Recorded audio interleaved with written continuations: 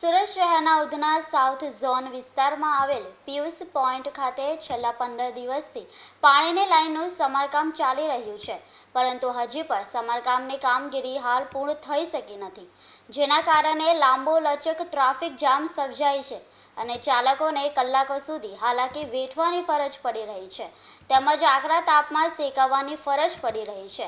ત્યારે સ્થાનિકો તંત્ર સામે રોષ ઠાલવી રહ્યા છે અને વહેલી તકે સુરત મહાનગરપાલિકાના સત્તાધીશો કામગીરી પૂર્ણ કરે તેવી માંગ કરી રહ્યા છે। કાકા આપનું નામ? કનૈયાલાલ સોલંકી। શું કરો છો તમે? રિક્ષા ચલાવું છું। કેવી પ્રકારની સમસ્યા કેટલા દિવસથી થઈ રહી છે? લગભગ અઠવાડિયું જેવું થઈ ગયું છે, પણ ટ્રાફિક એટલો બધો થઈ જાય છે સવારે અને સાંજના ટાઈમે જવાના ટાઈમે કે 10 મિનિટનો રસ્તો કાપવામાં લગભગ અડધો કલાક ઉપર થઈ જાય છે।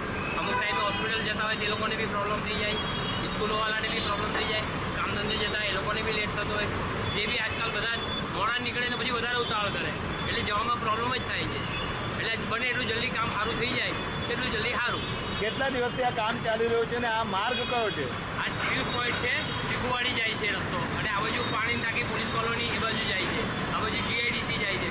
ચીકુવાડી તો લગભગ 10-15 દાડા ઉપર થઈ ગયા છે, ચીકુવાડીવાળો રસ્તો આખો બંધ છે એટલે ડાયરેક્ટ ઉપરથી બ્રિજથી ચડી જાય, અમુકને નીચે જવું હોય તો કઈ હિસાબે જાય એટલે આ બધો પ્રોબ્લેમ થયા કરે છે। એટલે રિક્ષાવાળાને બી પ્રોબ્લેમો છે, જવા આવવામાં ભાડું કોઈ એટલું આપે નહીં, એટલું ને એટલું ઓછું ભાડું હોય છે એ પ્રમાણે એટલા ભાડામાં ફેરવીને લઈ જવું પોસાતું બી નહીં હોય। તો તમે શું માંગ કરી રહ્યા છો? બને એટલું જલ્દી થઈ જાય એટલું સારું, બીજું તો શું હવે। પોલીસવાળાની હિસાબે કામ કરે જ છે, પણ અમુક ડ્રાઇવિંગવાળા બી ડ્રાઇવિંગ એવું કરે છે કે નહીં જવાનું હોય તો બી અંદર ઘૂસી જાય છે એટલે આથી કરીને ટ્રાફિક કરે છે।